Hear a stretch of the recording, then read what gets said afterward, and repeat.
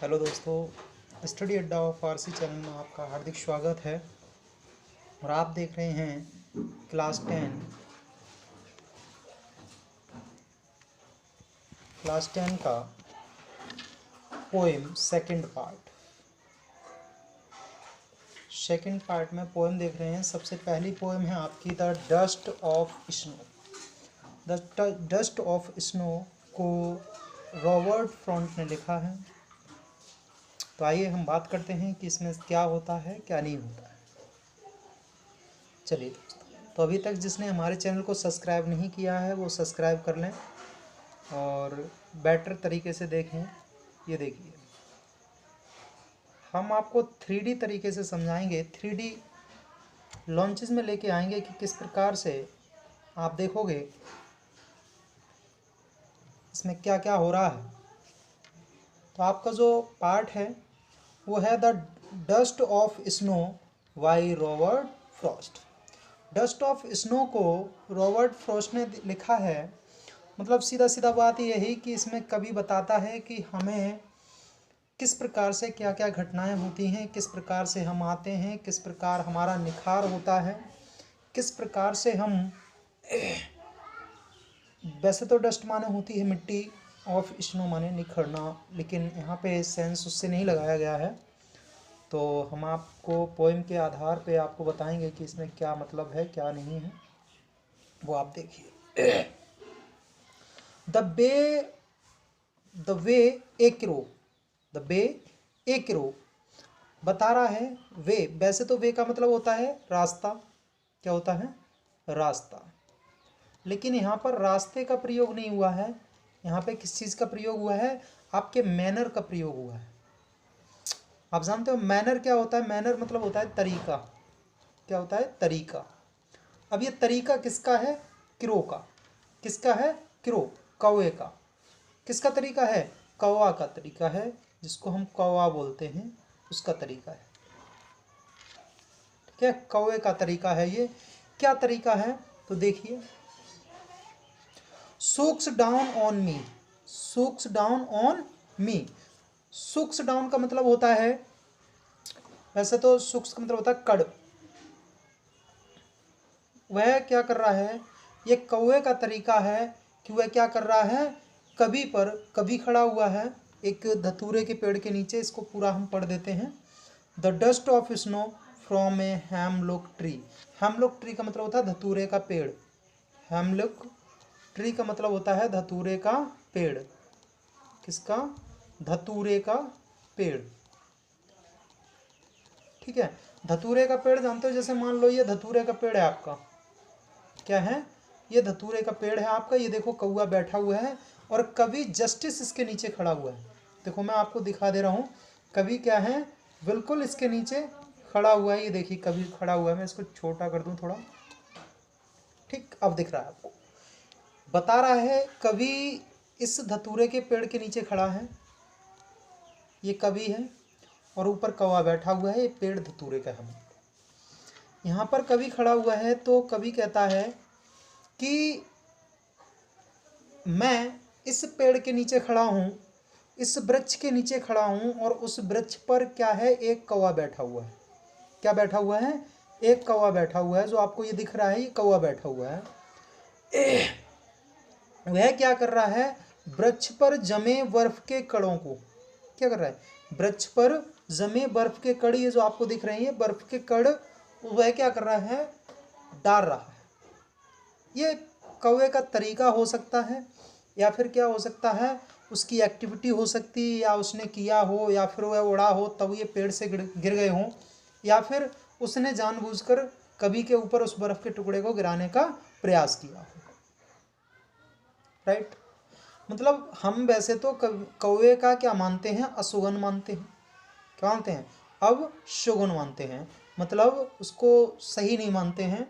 लेकिन फिर भी कभी जहाँ खड़ा हुआ है, एक धतूरे के पेड़ के नीचे खड़ा है, एक धतूर के पेड़ के नीचे खड़ा है, बर्फ उसके ऊपर है। जैसे आप ये बर्फ़ देख रहे हो, मैं इसको दिखा दूँ। ये आप बर्फ़ देख रहे हो, ये बर्फ़ है, ये गिरती हुई बर्फ़ है। ये कौवा बैठा हुआ है पेड़ पर, ये कवि खड़ा हुआ है।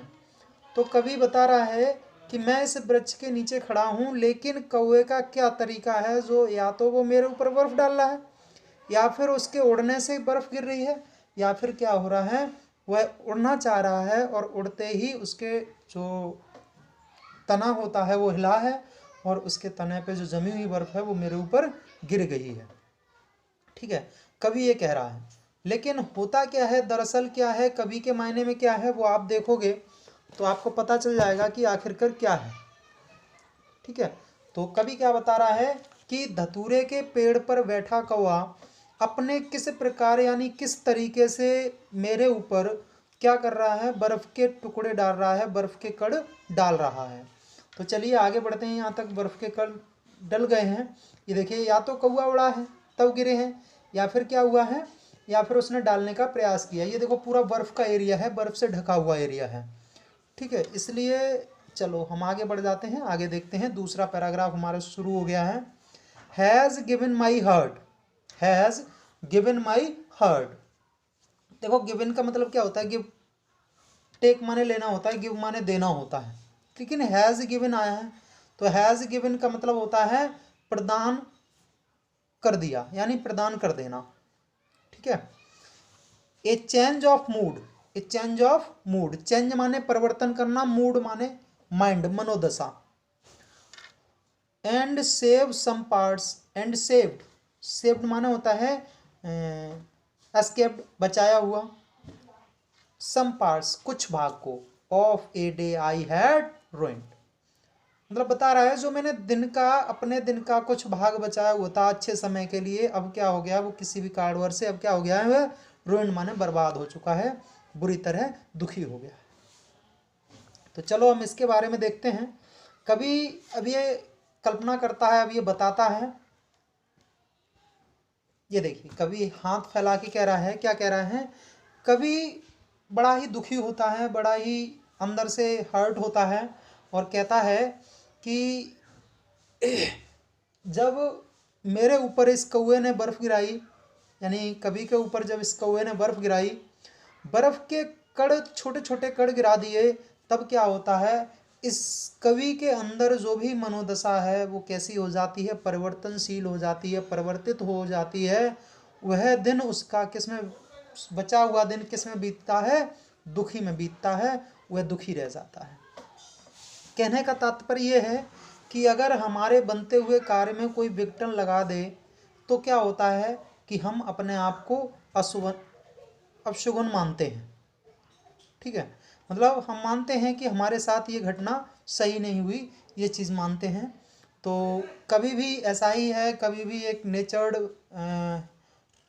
टच में जाता है, और जब नेचर टच में जाने के बाद बर्फ़ का आनंद लेने जाता है तो वो देखता है कि एक पेड़ पर कौवा बैठा हुआ, आप लोग देख रहे हो कि पेड़ पर कौवा बैठा हुआ है और कभी उसके नीचे खड़ा है, कौवे के एकदम बौछार सा ये लग रहा है कि पानी बरस रहा है। तो कौवा या तो उड़ने का प्रयास कर रहा है या फिर कुछ भी प्रयास किया हो उसने। तो इस प्रकार से क्या होता है, कवि के ऊपर बर्फ़ गिर जाती है और उसने जैसा भी उसका मूड बना था, जैसे भी उसकी चेंजिंग थी, तरोताज़ा मूड था, लेकिन अब क्या हुआ, कौवे के बर्फ़ गिराने के बाद उसका पूरा प्लान, पूरा मूड, पूरे क्रियाएं बदल चुकी हैं, पूरी तरीके से वह बदल गया है। ये सेल्फ में यानी रॉबर्ट फ्रॉस्ट कहते हैं, क्या कहते हैं, ये देखिए, जब एक कौवा उड़ता हुआ जा रहा है और वो नीचे खड़े हुए हैं, शॉक डाउन ऑन मी, मतलब मैं, यानी मुझे वह शौक कर गया, वह मुझे दुखी कर गया और मैं दुखी हूँ। अब किस कारणवश दुखी हैं, किस रीज़न से दुखी हैं, वो व्यक्ति के नेचर के हिसाब से पता चलता है कि किस हिसाब से दुखी हैं। तो आइए हम देखते हैं सबसे पहले इसमें क्या क्या कंडीशंस रही हैं। देखिए,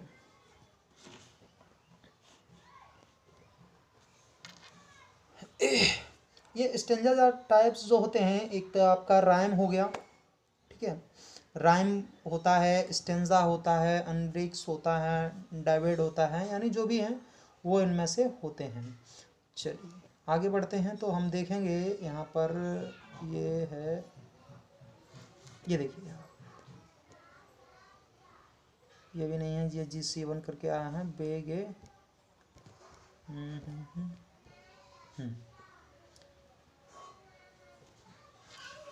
ये देखिए, इसमें दिखाया गया है माई और आई, ये माई और आई किसके लिए प्रयोग हुए हैं? ये सेल्फ में कवि के लिए प्रयोग हुए हैं। किसके लिए प्रयोग हुए हैं? कवि के लिए प्रयोग हुए हैं। लेखक ने स्वयं अपने लिए प्रयोग किए हैं। सो गाइस, आशा करते हैं कि आप लोगों को अच्छे तरीके से समझ में आया होगा और आप लोग समझ भी रहे होंगे। आप कमेंट करके बता सकते हो कि आपको किस प्रकार का समझ में आ रहा है। और नेक्स्ट आपकी जो पोएम है उसको भी मैं जल्दी ही 3D में लेके आऊँगा। और 3D का लाने का तात्पर्य यह है कि आपको बेटर तरीके से समझ में आए। चित्रों के साथ आप जितना बेटर समझते हो उतना बोल के नहीं समझ पाओगे या पढ़ के नहीं समझ पाओगे, तो चित्रों से आपके दिमाग में भर जाएगा। इसलिए मैंने भी सोचा कि 3D में आपको लॉन्च करना चाहिए, 3D में आपको बताना चाहिए। सो गाइस, आपको अगर समझ में आ रहा है और अच्छा लग रहा है तो आप हमारे चैनल को सब्सक्राइब कर सकते हो और लाइक कर सकते हो।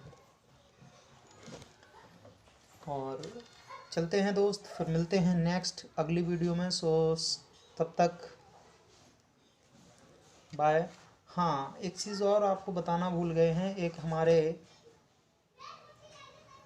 बेस्ट स्टूडेंट हैं, उन्होंने कहा था कि सर सप्लीमेंट्री को भी पूरा कराएं, तो कोशिश करेंगे कि सप्लीमेंट्री का भी पार्ट मैं 3D में लेके आऊँ। 3D जिस दिन मैं बना लूँगा उसी दिन मैं सप्लीमेंट्री का भी पूरा कराऊँगा और एक एक एक एक करके आपका सभी का पूरा कराता जाऊँगा। सो गाइस, चलते हैं, मिलते हैं नेक्स्ट वीडियो में। जय हिंद।